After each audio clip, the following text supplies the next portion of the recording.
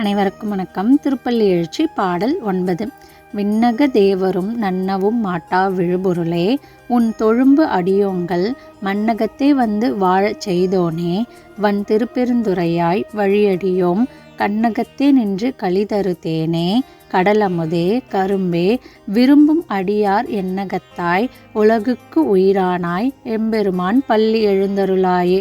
இந்த பாடலுடைய பொருள் பார்க்கலாம். விண்ணுலகத்தில் தேவர்கள் இருப்பாங்க. அந்த தேவர்களும் நினச்ச உடனேலாம் போய் சிவபிரானை பார்க்க முடியாது. அதுக்கெல்லாம் தவம், பொறுமை அதெல்லாமே இருக்கணும். அப்போ அவங்களும் நெருங்க முடியாது. சிறந்த பொருளாக விளங்கக்கூடிய சிவபிரானே, உன்னை வணங்குகின்ற அடியவர்களுக்கு நீ என்ன பண்ணுற? நீயே மண்ணுலகுக்கு வந்து அருள் செய்து வாழ வைக்கிற.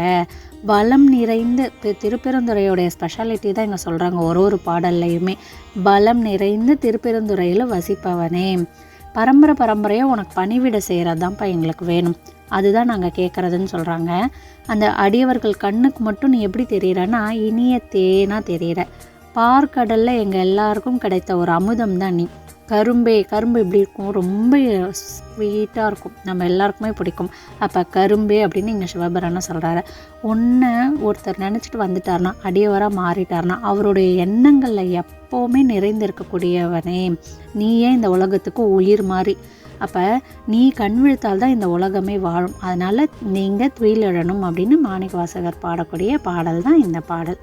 வாங்க நாமும் தினமும் திருப்பள்ளி எழுச்சி பாடுவோம். நன்றி.